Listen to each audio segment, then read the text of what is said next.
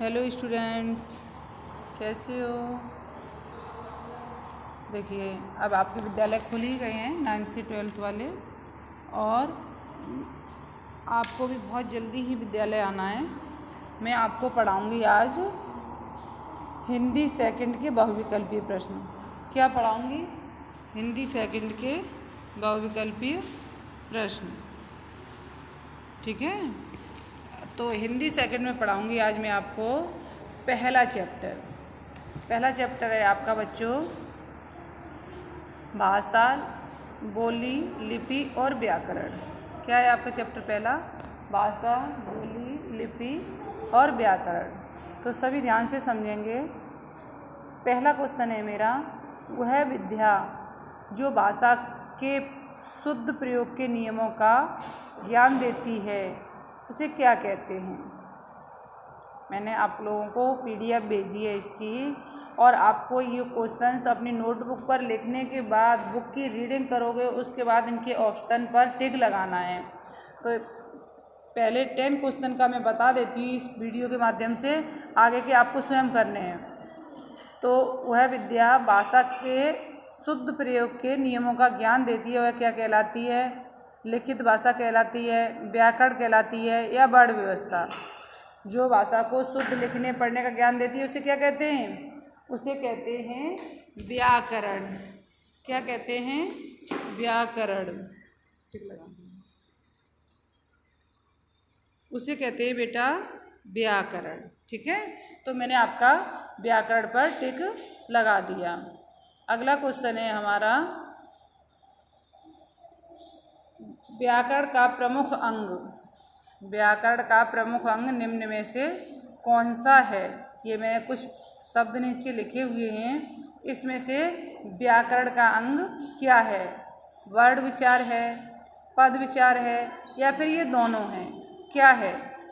तो आप लोग बताएंगे। ये है दोनों, व्याकरण और वर्ण विचार, ये दोनों ही हैं। ठीक है, अगला क्वेश्चन है हमारा, निम्नलिखित में कौन सा व्याकरण का अंग नहीं है? पहले क्वेश्चन में मैंने पूछा था कौन सा व्याकरण का अंग है, और इस क्वेश्चन में पूछ रही हूँ कौन सा व्याकरण का अंग नहीं है। तो क्वेश्चन समझेंगे।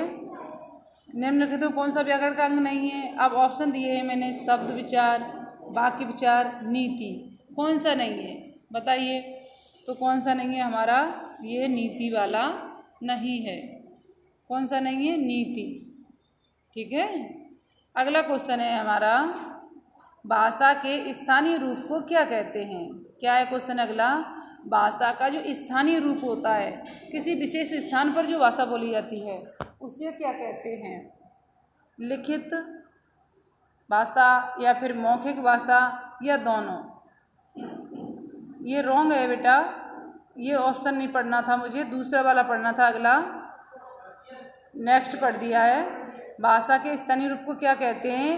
ये क्वेश्चन है, बोली कहते हैं, लिपि कहते हैं, या भाषा कहते हैं? अभी मैंने मिस्टेक से अगले वाला क्वेश्चन को पढ़ दिया था, उसको नहीं पढ़ना है, क्वेश्चन नंबर 4 को ही देखना है। भाषा के स्थानीय रूप को क्या कहते हैं? बोली कहते हैं, लिपि कहते हैं, या फिर भाषा कहते हैं? तो बच्चों इसको कहते हैं बोली। क्या कहते हैं? बोली। तो आप देखेंगे, अब हम टिक कर रहे हैं इसको बोली पर। ठीक है, अगला क्वेश्चन है हमारा, निम्नलिखित में भाषा के रूप कौन से हैं? निम्नलिखित जो मैंने दिए हैं वो भाषा के रूप कौन से हैं? मौखिक है, लिखित है, या फिर ये दोनों है? भाषा कैसी होती है? मौखिक, लिखित, या दोनों प्रकार की? दोनों प्रकार की। ठीक है, अगला है, समाचार पत्रों में कैसी भाषा होती है? जो समाचार पत्र होते हैं उसमें कैसी भाषा होती है? तो ऑप्शन देखेंगे, मौखिक भाषा होती है, लिखित भाषा होती है, या फिर दोनों ही भाषाएं होती हैं? समाचार पत्रों में कैसी भाषा होती है? मौखिक भाषा होती है या फिर लिखित? समाचार पत्रों में होती है बेटा लिखित भाषा। कौन सी भाषा?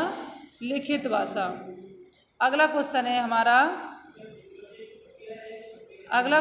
हमारा, भारत के संविधान में कुल कितनी भाषाओं को मान्यता प्राप्त है? भारत के संविधान में कुल कितनी भाषाओं को मान्यता प्राप्त है? 18, 22, 28। कितनी भाषाओं को मान्यता प्राप्त है? 22 भाषाओं को मान्यता प्राप्त है। कितनी को? 22 को। कितनी भाषाओं को मान्यता प्राप्त है? 22 भाषाओं को। अगला क्वेश्चन है, हम शुद्ध अशुद्ध भाषा का ज्ञान कहाँ से ग्रहण करते हैं? हम शुद्ध अशुद्ध भाषा का ज्ञान कहाँ से ग्रहण करते हैं? तो इसका रहेगा व्याकरण से, भाषा के विज्ञान से, या फिर अभिभावकों से। कहाँ से करते हैं शुद्ध अशुद्ध भाषा का ज्ञान? व्याकरण से। कहाँ से करते हैं बच्चों? व्याकरण से। अगला क्वेश्चन है बच्चों हमारा, वो है हिंदी भाषा की लिपि कौन सी है? हिंदी भाषा की लिपि कौन सी है? देवनागरी, गुरुमुखी या फिर पंजाबी? कौन सी लिपि है? तो आप सभी जानते हैं हिंदी भाषा की लिपि है देवनागरी। कौन सी है? देवनागरी। ये जो अगला रॉन्ग टिक लगा हुआ है इस पर, वो रॉन्ग है, क्वेश्चन पे लग गया है, लेकिन आपका राइट है देवनागरी। अगला क्वेश्चन है हमारा, भाषा को व्यवहार में क्या प्रमुख है? भाषा को व्यवहारों में क्या प्रमुख है? बोलना और समझना, पढ़ना और लिखना? कोई नहीं। जो व्यवहारिक रूप होता है उसमें क्या मुख्य होता है? बोलना और समझना। क्या होता है मुख्य? बोलना और समझना। तो ये क्वेश्चंस मुझे उम्मीद है कि आपको सभी आ गए होंगे। इसी तरह से आपको सभी क्वेश्चंस अपनी नोटबुक पर लिखने हैं, बुक का चैप्टर का अध्ययन करना है, बार बार पढ़ना है। उसके बाद आपको सही ऑप्शन पर टिक लगाना है। ओके।